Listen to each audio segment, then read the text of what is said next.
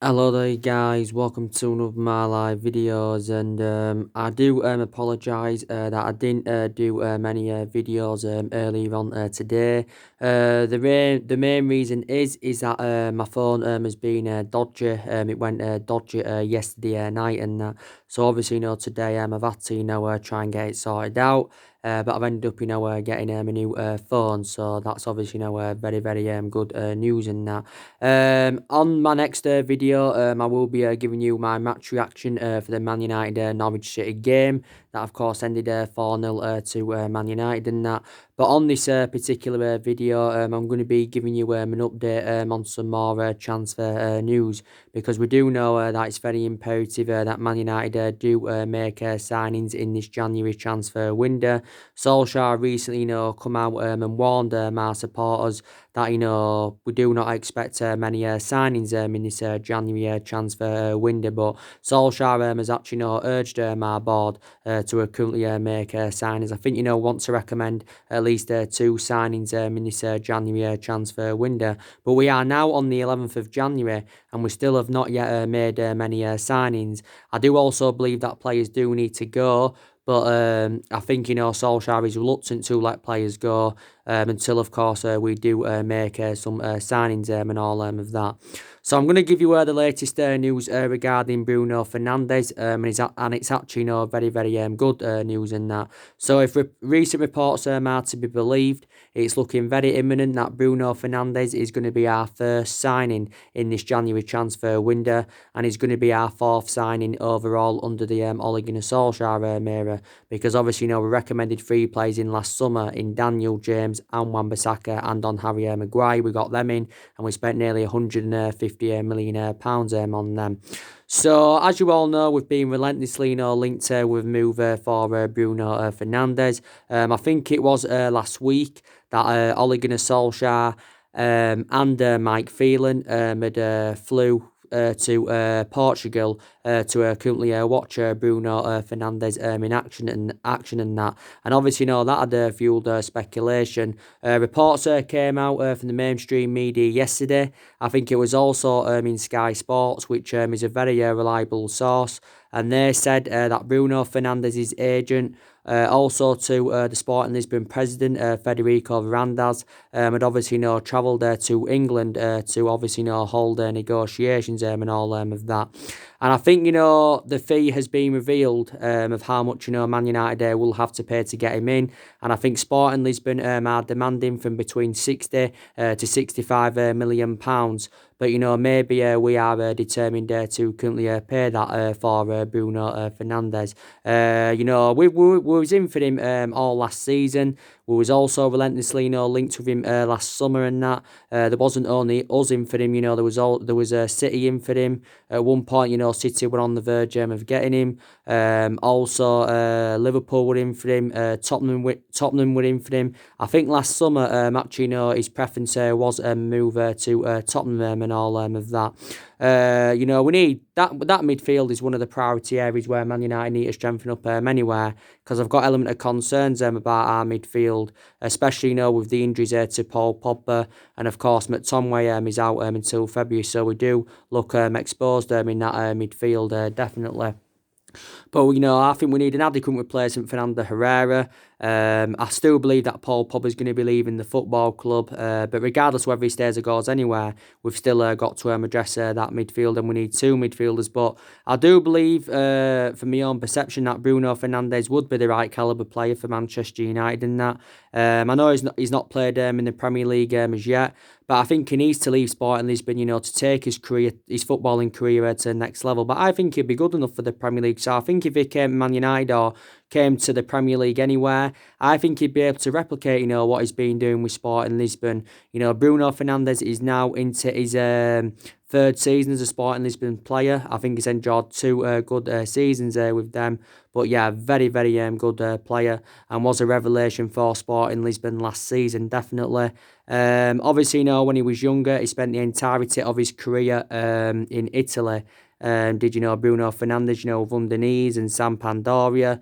Obviously, before that, he was at Novria. I think he's under contract with Sporting Lisbon until 2023. I think he actually signed a new deal, a new contract in November of last year and that.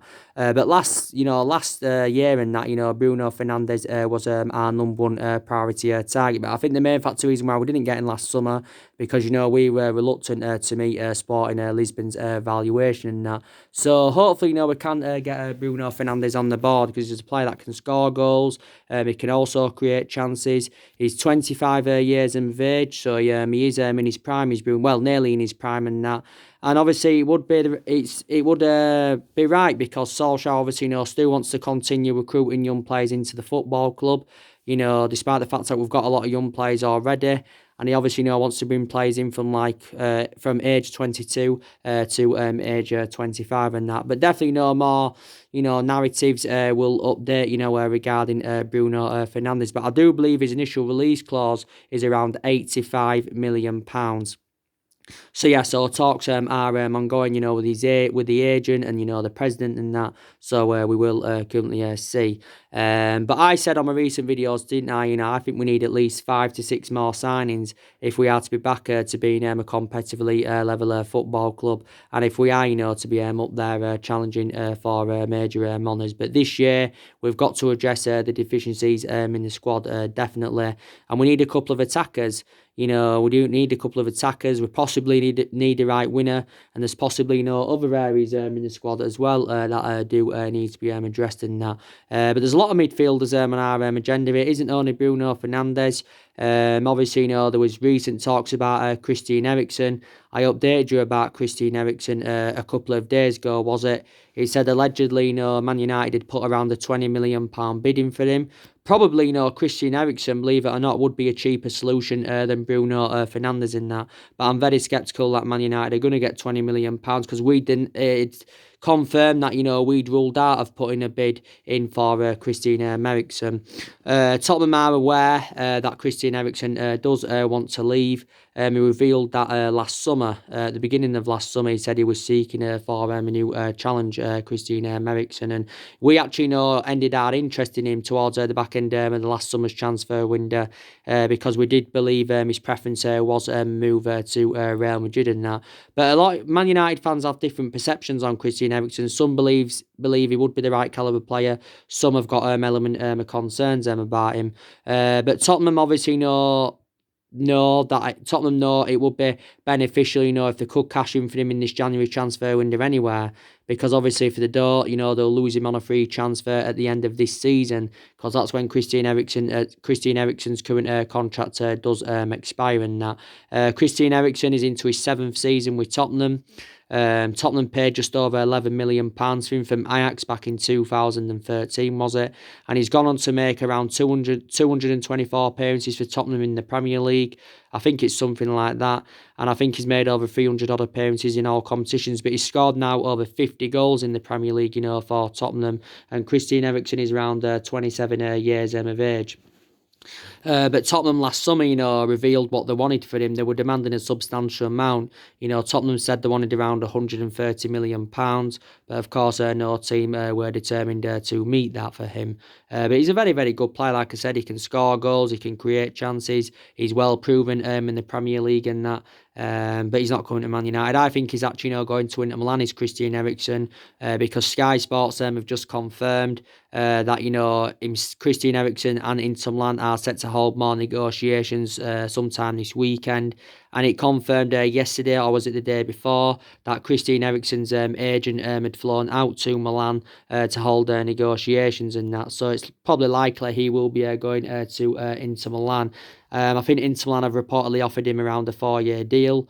I think he's set to join Inter Milan for around, 17 or 18 million pounds and that. Inter Milan, I've actually got quite a few players on their agenda. Obviously, don't forget they want Ashley Young off us. They obviously, was in for Vidal not too long ago. Obviously, they got Lukaku and Sanchez off us last summer. Did into Milan. So I can't see us getting Christian Eriksen. It's definitely a lot more imminent that we'll get Bruno Fernandes over Christian Eriksen. I've been keeping up to date recently, haven't I, regarding James Maddison. We've been relentlessly, linked with James Maddison, but again, I'm very sceptical that we'll get James Maddison in. So obviously now we've got some alternatives. According to Brendan Rodgers, he says Leicester are reluctant to let James Maddison go in this January window. Well, he's convinced that he will not leave in this January window. I think if we've got any chances of getting James Maddison, it's probably more imminent that we'll get him this summer rather than in this January transfer window. James Maddison has made a total of 62 appearances now for Leicester in all competitions since his arrival from Norwich. Leicester paid £20 million for him in the summer of 2018 from Norwich and all that. And I think James Maddison has still got around 3 years left on his current contract with Leicester. Obviously, we are aware that it'll cost us a substantial amount. We'll probably have to pay around maybe 60 or £70 million to recommend him in. So we'll probably have to pay a similar fee or the exact same fee as what we paid for Harry Maguire, to convince Leicester to offload him and that. I know there was reports earlier on this week saying that, we was willing to offer £45 million. Well, we did bid £45 million allegedly, and we was determined to offer Jesse Lingard as part of the deal and that. Because obviously, you've got quite a lot of United fans now saying, we should get Jesse Lingard out of the football club. Because reflect on his status at the football club and reflecting on the number of years he has been here. This season especially, he hasn't been performing to the standards as you should expect from Jesse Lingard. So he has been a huge disappointment, definitely. But James Maddison's a good player. He's predominantly in attacking mid. Brendan Rodgers has played him out wide quite a few times. But I do like James Maddison a lot. Again, we're seeing him as an adequate replacement for Paul Pogba, definitely. But I can't see us, getting him in. But that's a good stat from last season. James Maddison created more chances than any other player in the Premier League. Obviously, earlier on this week as well, I give you the news regarding Donny van de Beek, who currently plays for Ajax, because reports emerged out, and I read it in ESPN, and it was stemming from Mark Ogden, and he said that Man United are considering a move for Donny van de Beek. It did say reportedly he will cost us in the excess of around £50 million. I don't really know much about the player, to be quite honest with you. I know that Ajax have got a very, very young squad. They've got one of the best academies in the world, definitely. And obviously, Ajax, probably wouldn't want to lose him because obviously, Ajax lost two of their imperative players last summer. They lost De Ligt to Juventus. I think Ajax have inquired about possibly getting him back on loan. Also, too, they lost...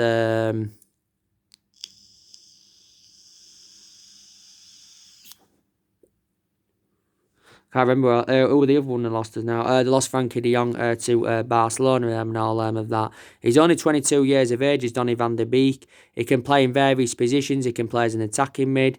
He can play as a holding midfielder. And I think he can play as a box-to-box midfielder. If I'm right, I think he's predominantly a box-to-box midfielder. He was in scintillating form last season, especially in the Champions League. He was the key figure to their, good run in the Champions League, because they did progress to the semi-finals and that. But like I said, he's 22 years of age. But he says, Man United were in for him.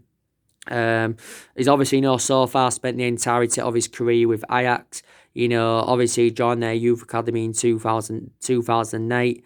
He was in their youth academy for around 8 years. He made his senior debut in 2015 in Ajax's Europa League game against Celtic and that. And I think he's going to make over a century of appearances in all competitions for them. But yeah, he's another, player, that Man United have obviously, been in for. Obviously, we're still, in for Sean Longstaff. We was relentlessly, linked with him last summer. But yeah, like I said, the vast majority of the players, we was in for last summer, it's more than likely now we will reignite our interest. But all of them players I've just mentioned to you, or at least the vast majority of them, I think, would be the right calibre players for Manchester United, definitely. But definitely, our recruitment's got to improve, because our recruitment has been very poor for several years. Also, our recruitment's got to improve. definitely got to improve. I think, we need to see a variety of changes at the football club. I think we need to get the Glazers out. We need to get Ed Woodward out because they're definitely no two liabilities. I think we need to get rid of our coaching staff. I think we still need to get rid of Solskjaer, even though we've beaten Norwich today. I said it still doesn't change my perception that. But that's a game, we should have, I expected us to win anyway because obviously, Norwich are facing a relegation battle. So I still believe we need a change of management. Definitely, we need a change of management. Obviously, there has been a few managers on our agenda who could replace Mulligan and Solskjaer at the football club. And I think, there's still more players that do need to leave Manchester United and that.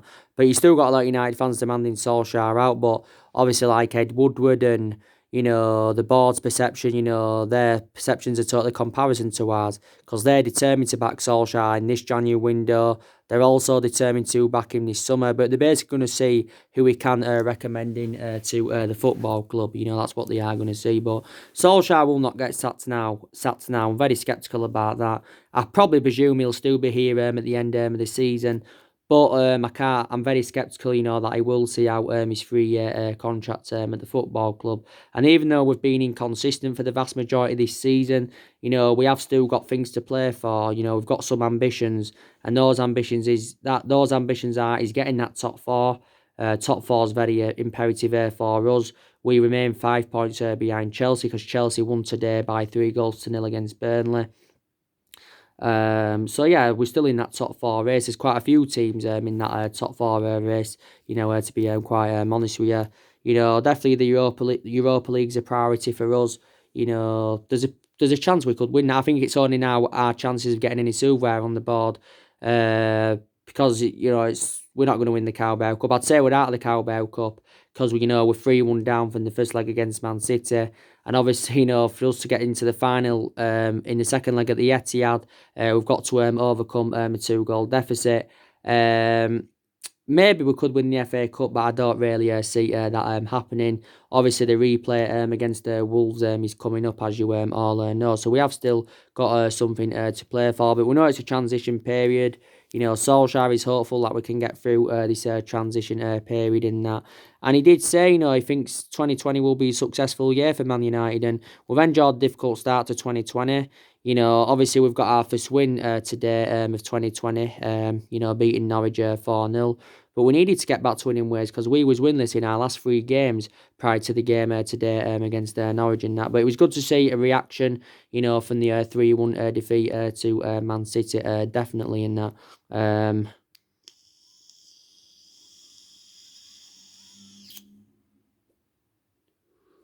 It was definitely good to see. But we are now, of course, we've played now 4 games in all competitions in 2020. But we've got to enjoy a better year this year than what we saw last year because for the vast majority of last year, we was very, very inconsistent. Prior to the 3 months when Solskjaer was the interim manager, when we did really, really well in that. But, there's still plenty of points for us to play for. We're now 22 games into the Premier League season. We've registered 34 points, from 22 games and that, But the good news is, we are still in that top 4 race, which is very, very essential indeed. And obviously, we've had a lot of injuries this season, so in that aspect, Solskjaer has had to make alterations in the squad. And obviously, more injuries have recently, come back on the horizon. But like I said, McTominay and Pogba are out. Maguire was out recently, with a hip injury and that. Obviously, the likes of Lingard and Martial recently, had illness. But yeah, and I'm going to be, like I said, I'm going to be giving you my match reaction for the Manchester United Norwich game after this video. So anyway, guys, that's your latest news on the transfers and everything else. Drop your comments, likes below on the channel if you do consider subscribing as always, and take care. God bless, and I'll see you all again very, very soon.